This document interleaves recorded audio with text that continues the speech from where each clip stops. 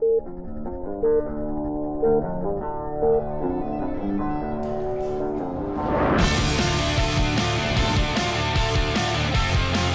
so many banelings, tasteless, crashing on in. Is this working? Warning, is this working?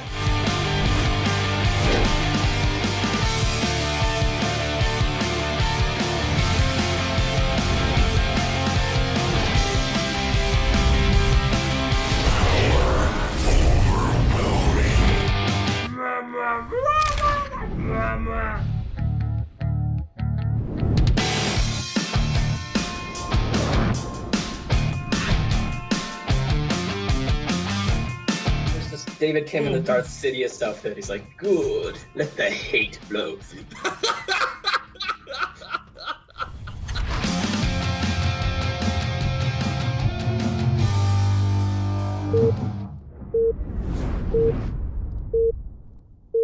Hello, ladies and gentlemen. Welcome to WCS NA Challenger. My name is Fear Dragon, and this is going to be my coverage of the WCS NA Challenger day number 1. I will not be covering day number 2 because I am going to be on a plane in about 12 hours. But I want to spend my last little few moments at home covering NA StarCraft.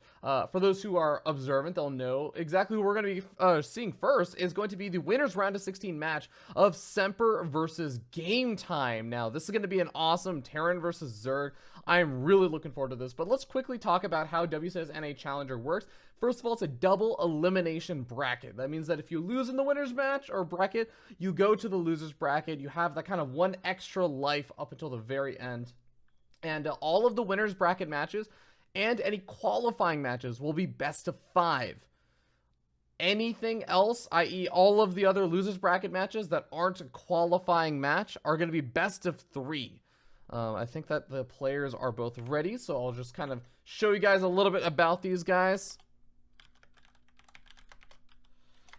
as we hop into this. Sorry, just getting the lobby ready and making sure they're both ready. But yes, Semper and GAMETIME, both really awesome players. I think Semper is a little bit more well-known and somewhat more respected just because of his past results. But he is an absolute badass, known for his drop play just being out of this world crazy good. GAMETIME, the up-and-comer, who I feel like just has relatively standard play, has sort of been diversifying a little bit. But I think plays best when he's playing just a standard macro game. Either way, we're going to find out what these two guys are going to be up to as we hop onto Ascension to Ire for game number 1. Before we get started, I want to take a quick look at their match history versus each other. Oh my god, I am glad we did this before we started, because Semper seems like he may be nearly undefeated versus GAMETIME. Well, let's find out. We'll see you guys in a second.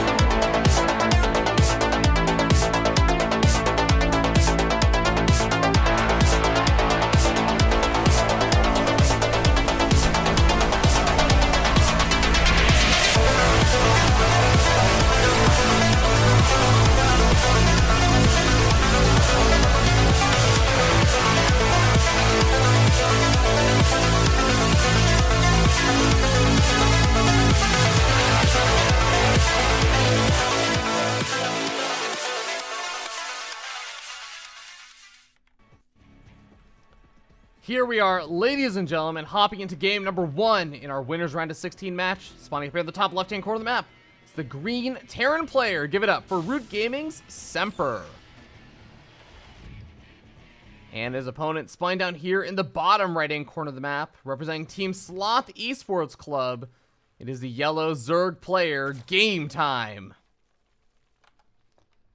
America versus Canada. GAMETIME representing United States of America. And Semper, that proud Canadian, has done justice for his country. Kind of funny, I think that most of the really good Terran players in North America are from Canada. It's mostly just Semper and Masa, and I guess Drunken Boy is also in there. Sometimes you can include Poke Bunny when he's really feeling on form, but didn't quite manage to qualify for WCS Challenger, so I'm going to leave him out of this one. Haha. Take that, Nick. But okay, I talked a little bit about what Semper is well known for. His drop play is out of this world, so crazy good.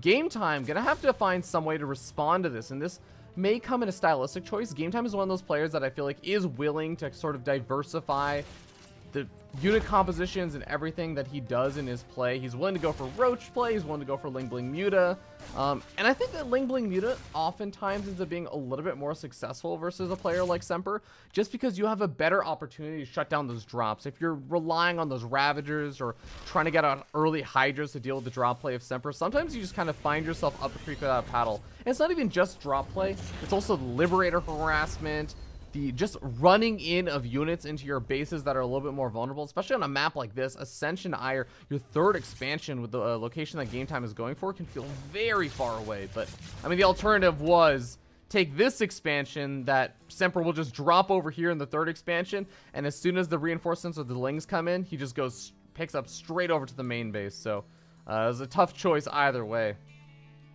Game Time just barely missing vision of that Reaper, otherwise he might be going after it right now, trying to prevent it from regenerating that health. But well, Semper's been doing a pretty nice job just picking away at Lings. Hasn't found too much damage. Sometimes Terran players find crazy amounts of damage in this situation, but it is about the Hellion follow-up, keeping that Reaper alive so that these couple of additional units can really put a little bit more pressure on and force out additional Zerglings. Really prevent the surround from easily coming down. Ooh, now going after the Queen, and actually even soaking up some of those Queen shots on the Reaper, which, yeah, it's a little bit more of a vulnerable target, but you also have to remember that the Reaper will regenerate that health, whereas the Hellions, unless they get repaired up, they're not going to regenerate it. Unless it also turns into like a Hell Battle in or something. But we see a third expansion behind this for Semper. He's got Stim on the way, he's got another barracks, or 2 barracks on the way. He's getting up his engineering base as well, so Semper is looking to play this out into a good old macro game. Ooh, even gets the Hellion in there. Blocks the Zerglings from getting a full scout out on that third expansion.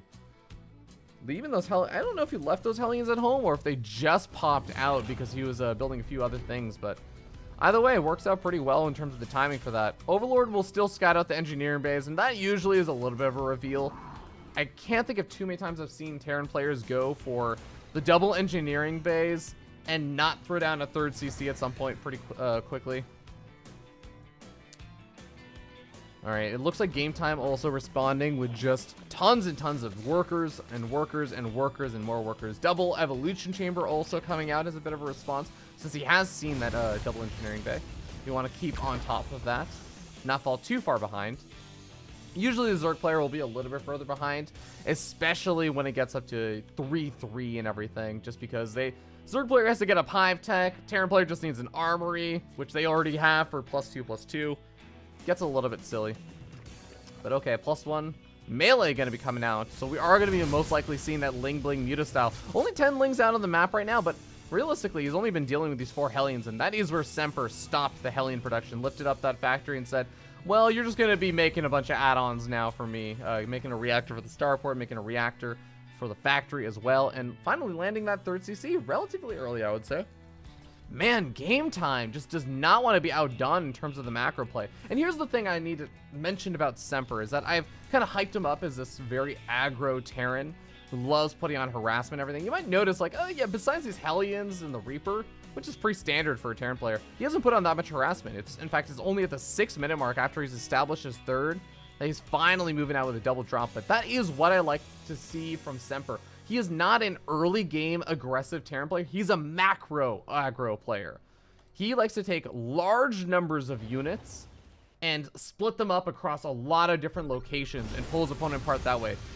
Doesn't really like to do it so much with just single medevac drops. It comes in with a double medevac drop while moving in with a couple of these guys and clearing up some creep. He's a very positional based Terran player, and you need the resources, you need an economy to support that kind of play style. Spire is finally starting up over here for Game Time. He's got the Banelings also finished up, but Baneling speed is still on the way, so if there is a big engagement, he may be in for a little bit of trouble, but seems like it's mostly just going to be creep spread cleanup over here for Semper. One active creep tumor over here is going to get taken out. Not going to actually catch two anymore. Looks like there was one on the ramp, but just going to be settling for an Overlord here or there.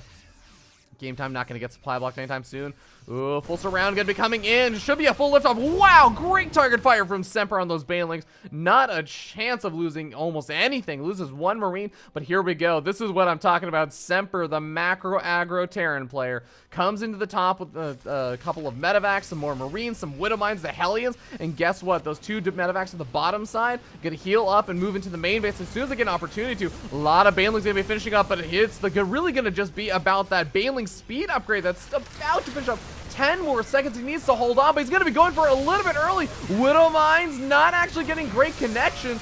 Game Time may be able to actually clean this up, but there is still that double medevac drop at the bottom side we were talking about. Lings swarming on in, but they need the baneling support. One evolution chamber gets denied, +2 melee. Looks like it gets canceled for now. Luckily, it wasn't too far along, so he's not going to lose too much time on that upgrade. Immediately starts up a second evolution chamber. Thank you, Game Time, for being on top of that. But Semper is not done just yet. The double medevacs, or at least the units that were able to pick up into those double medevacs, do manage to make their way, kill off a couple more workers, only lose a handful of Marines and one medevac, but then back their way out of there.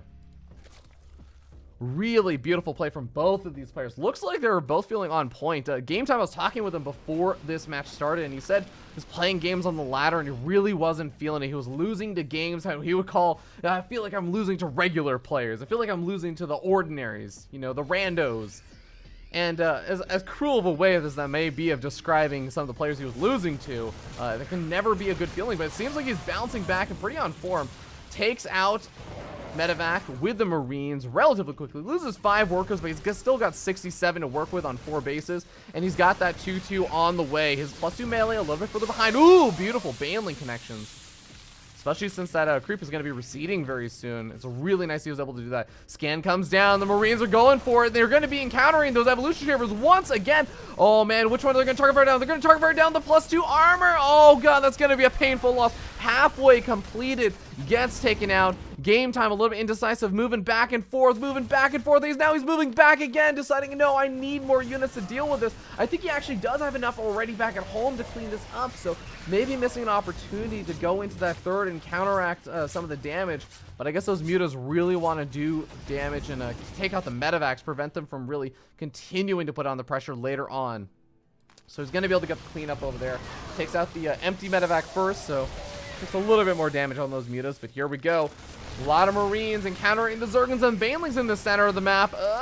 Again, a little bit of indecisiveness, and oh my god, Banelings running in without the Ling buffer. Oh no, Game Time starting to fall a little bit apart under the pressure here. Grabs the Zelnaga watchtower. Semper's going to be keeping an eye. He sees the army moving up to the north side, so he's going to start moving the rest of his army up to the north a little bit. Sending to, oh god, I love this. Says, okay, well, I'm going to get ready in position to defend your harassment and your attack, but I'm also going to say, if your entire army's up over here at the north side, I know where they are because of that Zelnaga watchtower. I'm going to try and put some more harassment on you. Banelings continuing to get target fire down. Thor in the mix, also pushing back those mutas, and now Game Time is so out of position to deal with the double medevac drop. It's going to be walking straight past an Overlord. Game Time, you've got to respond quickly. He's now moving his Lings in to the correct location. Semper's still going to have an opportunity to unload, but I don't think he should be able to do too much damage over here. As you can see on the minimap, Lings are already flooding on in. This should be a pretty quick pickup over here from Semper, but the mutas are not going to allow this to escape very easily, and Semper knows it. He's just going to try and trade out the best that he can. Both medevacs do go down. He's going to use this as an opportunity again to seize a bit of map control. He's out in the middle of the map, even being able to move into his opponent's side of the creep with a Thor. A unit as slow as the Thor. He's bought enough time with those double medevac drops.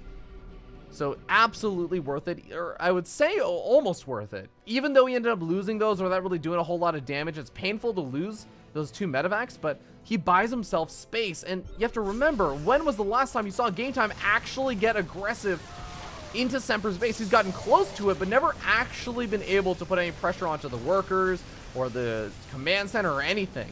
And now the 4th expansion no longer mining. It's getting close to falling. The Banelings come rolling on in, and Semper at a huge supply lead, but Game Time may be able to clean this up. Baneling's able to do some pretty good damage, and it looks like he is going to be able to force his opponent back. Medevac's now going to be under assault from the mutas, but the mutas starting to split up a little bit. Missed an opportunity to maybe kill off a few more. Ooh, they could go on this. They could actually maybe kill 3 or 4 more. Blade Worm bounces. Pretty good, but not quite enough to catch any more. still, I think killed around 3 medevacs, and that's not too bad. That's definitely not too shabby. 8 medevacs killed so far this game. He's doing a nice job avoiding big Widow Mine hits or anything. Oh, very aggressive Banelings. Game Time wants to just push in here so badly, but he doesn't even have any Ling support. Okay, the Lings are starting to come in, but the Banelings have already been used. I think this is a little bit over-eager from Game Time. He's starting to drop a little bit further in supply again. Get some okay Baneling connections over there, but the Mutas cannot follow this up, and God, the +2 armor is only just now going to be finishing up after having been canceled quite a while ago.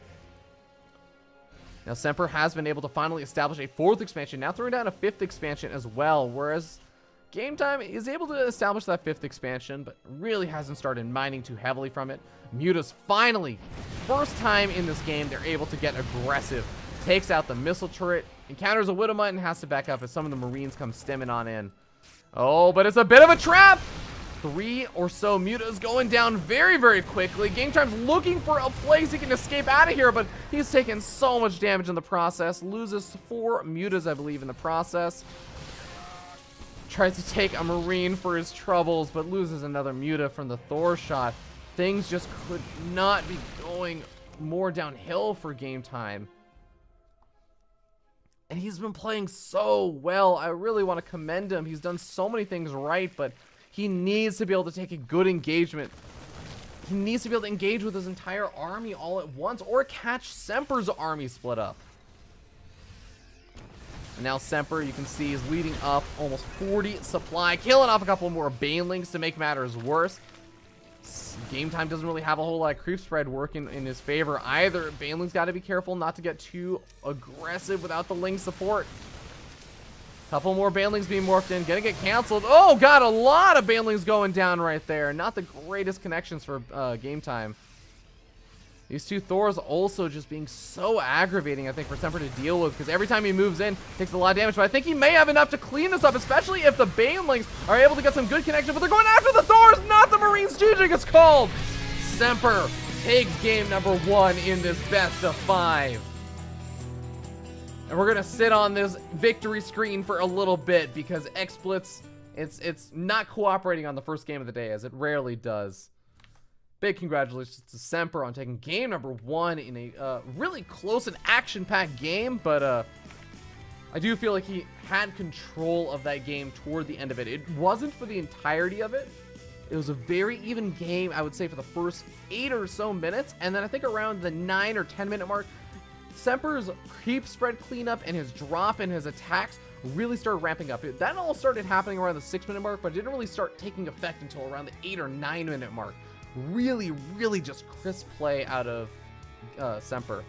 But we hop into game number 2. Looks like, let me find what the map was.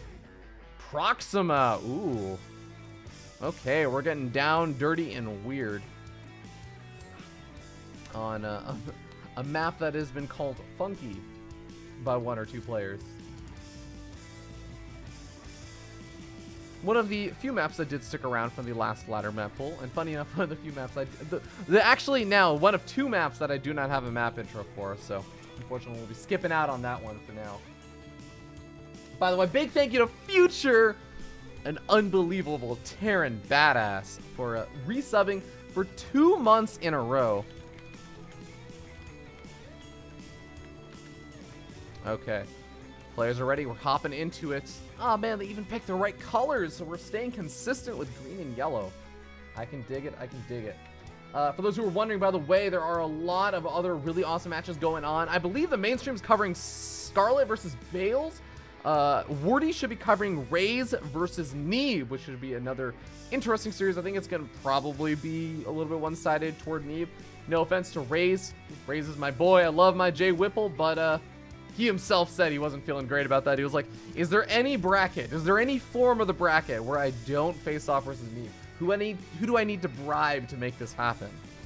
Putting words in his mouth now, but it's not going to matter because he's not here to defend himself. Here we are. We're hopping into game number 2 as we start down here in the bottom left-hand corner of the map. Top of the yellow Zerg player. Give it up for Sloth Esports' Game Time. I know I had support from Travis Yang in the chat, I believe. I think that's who's on the Sloth Esports Twitch page. But this man right here, he has his girl cheering him on in the chat. Poison, I see you. Give it up for Root Gaming Semper. Sitting up 1-0. This is a best of 5, so let me turn off that music so you guys can enjoy the wonderful sounds of the Blizzard sound team. I don't even know who made the music, if they contracted it or what. Oh man, I even got Optimus in the chat. I'm gonna get judged so hard now on anything I say about Terran and TVZ, with both Future and Optimus judging my every move. Oh, this is gonna be fun. Okay, but I got nothing but compliments for Semper in that last game. He played a really, really solid game. Maybe I think the only criticism, if I really try and stretch out for him, would be that occasionally I think he was taking some pretty big Baneling hits. Not really spreading out his Marines so much as he was oftentimes just running away. But I can't even criticize him that much for it because his target firing was so on point. So if you can make it work like that, then more power to you, Semper. He's got his own way of dealing with it. Game time, though, I think he got a little bit, I don't want to say caught up, but he got a little bit over-pressured, I think, by all of the aggression Semper was putting on. And it felt a lot like he just thought he had a big timer that he was acting against. And maybe that's true.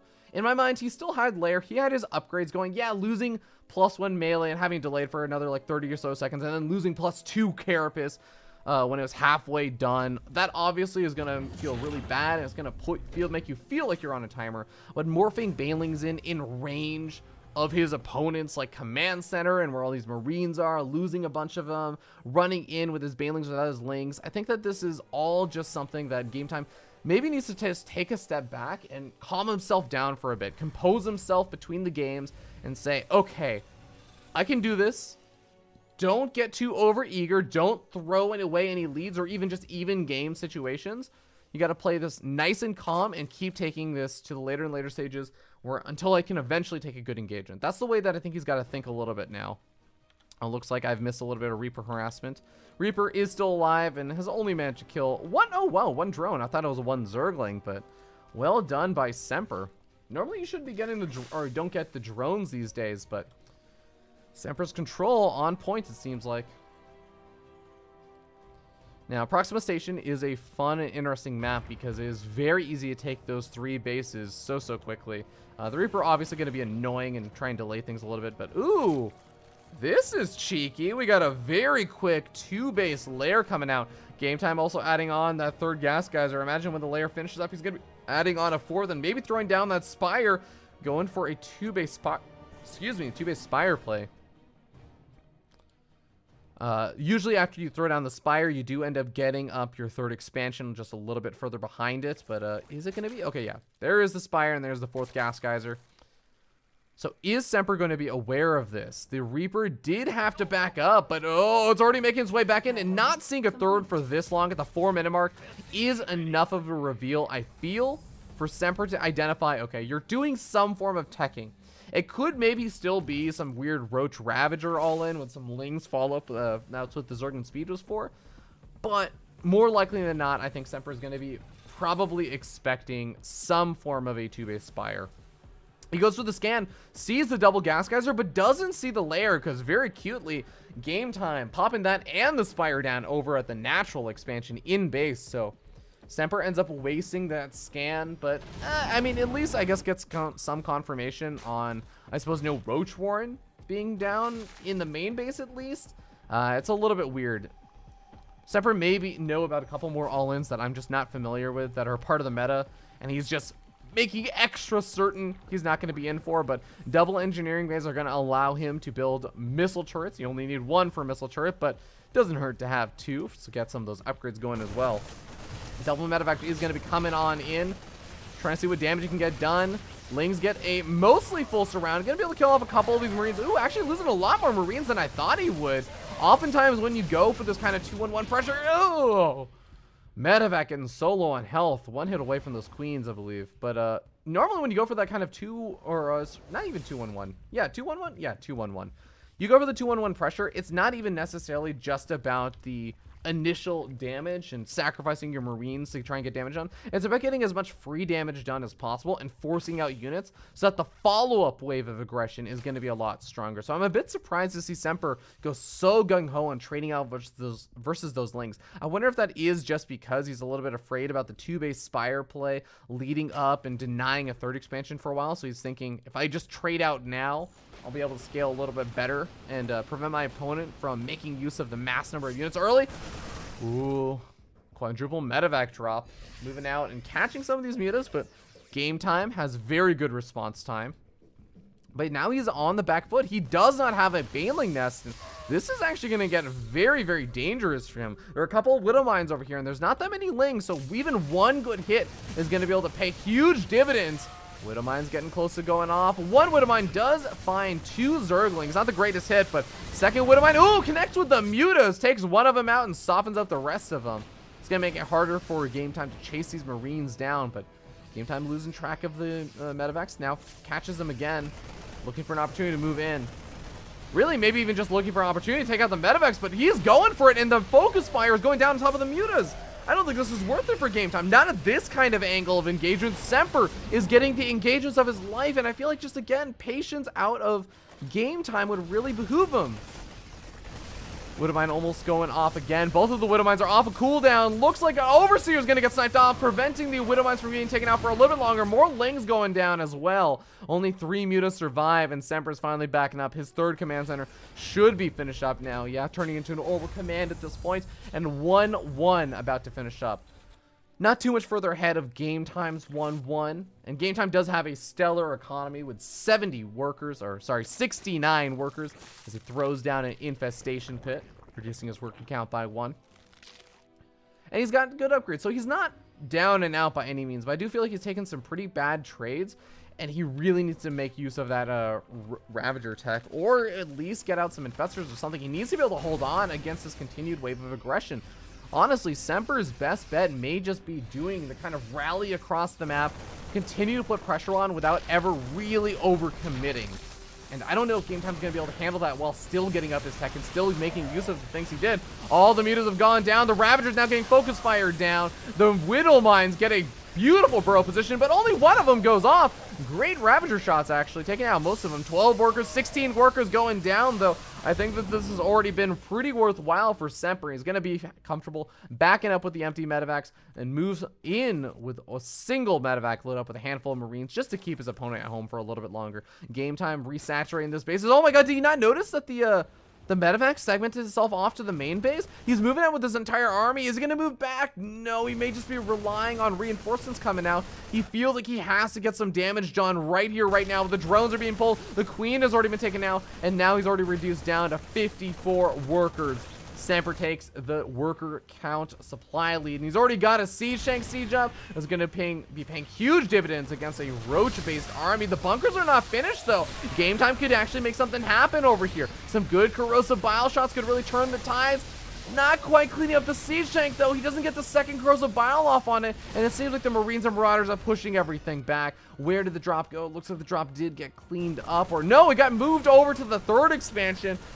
Oh god, I think this game is just falling apart for Game Time. He's on an all-out retreat. He wasn't able to make massive amounts of damage happen, and Semper takes game number 2, putting him at match point in this series.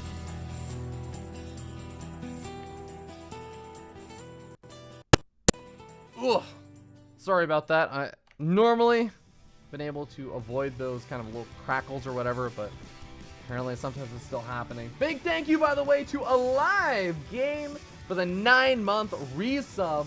What an awesome baller. Thank you so much, man. I seriously appreciate your continued support and patronage. Seriously, ridiculously awesome. But here we go, ladies and gentlemen. We're hopping on to game number 3. Game Time. I mean, bring it back for anyone that missed it. This is their match history. The last 5 series that they played against each other.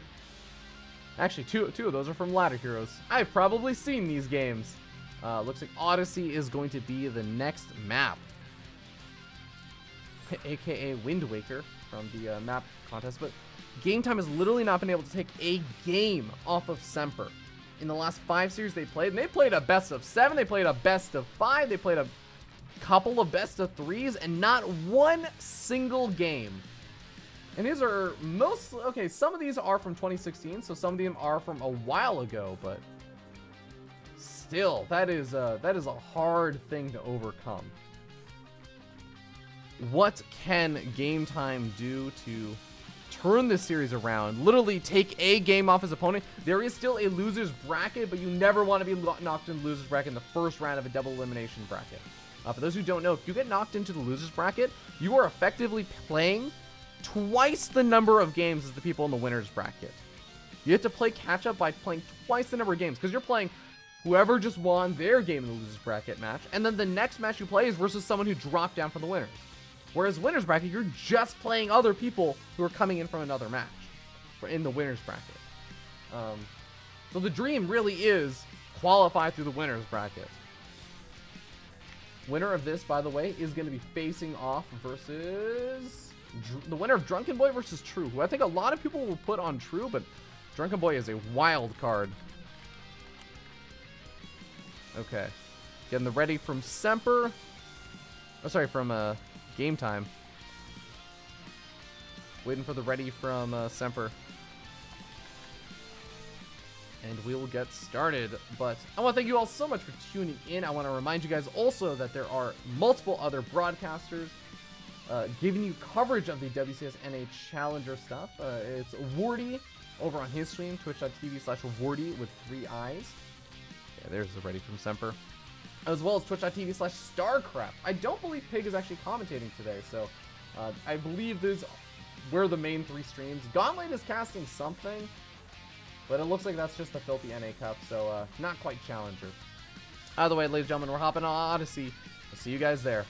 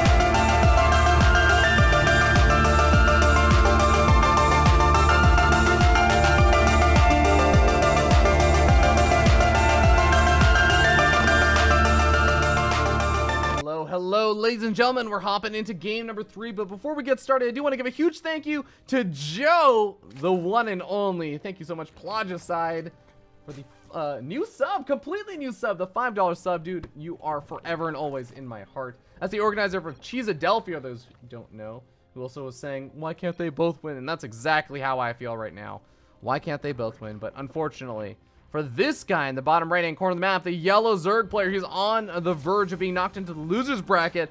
Can he make a comeback? Can he win his first game, his first competitive match in at least his last 5 series versus Semper? Give it up for Game Time from Sloth Esports Club. And his opponents spun down here, or up here in the top left-hand corner of the map, we have the green Terran player. Give it up for Semper from Root Gaming. Playing absolutely phenomenally well today. Just play I cannot easily criticize. But here we go. We got that standard Reaper opening, following up with the Factory. We'll see if he goes for a 2-1-1 again, or if he goes for a 1-1-1. Game Time, gotta mix it up though. Odyssey is a bit of an interesting map. Your third expansion gets taken oftentimes over here as a Zerg player, especially versus a drop-heavy player like Semper.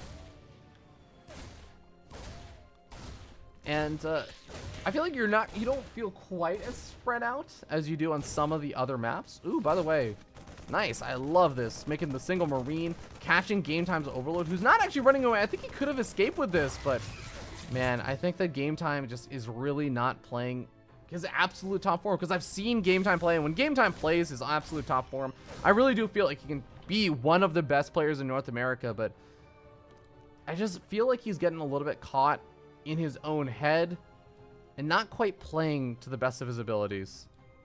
And Semper's doing a great job of exploiting that, finding these small little weaknesses, and just making sure Game Time doesn't get away with any of these small little mistakes unpunished. Queen going to be able to force back that Reaper, which is now up to 2 Ling kills. So nothing too crazy. But the Hellion follow-up is coming on out, as I believe that factory just finished up. First 2 Hellions on their way, and the next 2 Hellions going to be following up closely behind. Looks like the 3rd command center is also coming out very, very quickly before the starport. So Semper really does want to play this out into a nice old macro game. It's been working well for him. Roach Warren coming out. This isn't a crazy early Roach all-in Roach Warren. At least I don't think it is. It may lead into something like that, potentially, if this is like a fake-out 3rd. He's only sitting on 35 workers, but I imagine this is mostly to just go into changing up his unit composition a little bit more. On Proxima, I guess you can kind of consider that he went for the Roach Ravager type, but I really do feel like it was almost a little bit more of a response to what he was up against, and he felt like he just wanted to not deal with the Widow Mines and everything. But ooh, we got an Armory coming out. There's going to be a big Hellbat follow-up as he's continuing Hellion production. Game Time, I think he's going to be very happy he's making these Roaches with that kind of follow-up. Semper, he sees the Roaches now, so he's going to know exactly what Game Time is up to. But just because your opponent has Roaches doesn't mean they're going to be able to easily hold off that Hellbat attack. Ooh, taking out one of the Hellions is a really big deal. Every Hellion you take out is one less Hellbat to worry about. Ling's also making their way in, drawing back a couple of these Hellions, delaying them from moving across the map. The bunker also gets a little bit delayed. Not a huge deal, but these small little chinks in the armor really do start to add up. And yeah, we do see Game Time moving across the map on 35 workers. I think that more so than actually trying to defend against the attack from Semper, Game Time is just going for it and saying, well, you know what? If I can't win in a macro game, I'll win another way. And ooh, Semper losing a handful more of these Hellions. These are all starting to add up. The first Siege Tank is about to pop out for Semper, but it's not quite here yet, and it may not actually get a chance to set up in the position it wants to. It may get set up on the high ground, but not on the low ground. It's not going to be able to set up right behind these bunkers. 3 bunkers are going to be going up, though, and then repair on this is going to be so difficult for Game Time to break. No focus fire on the Ravagers from the units in the bunker, and Game Time is starting to break through. Second bunker is retreated to, but most of the bio has died on the low ground. Gotta be careful, those Siege Tank shots. Can't afford to lose any more of these Ravagers. He's making a few more. He's gotten more units rallying across the map. Game Time wants to end this or do devastating amounts of damage in this situation because the 3rd command center, the 3rd orbital command, is finished up for Semper. He will be able to recover even if he loses 15, 20 workers. But here we go. Siege Tank still continuing to whittle away. This Siege Tank not sieged up. Bit of a missed opportunity, I would say. Bunker getting close to falling. The repair is keeping it alive a little bit longer. And I think that Semper is starting to hold the Siege Tanks. We're not taking out the Siege Tank of the high ground. Up to 17 kills. And is this going to be how Semper moves on into the round of 8 for the winner's bracket? Is this going to be how Semper starts his WCS Challenger Series? It's a pretty strong way to do it, as I think these few remaining Lings get taken out. It's just small little squabbles of units left over for Game Time. This is not enough, it feels like, to really break Semper.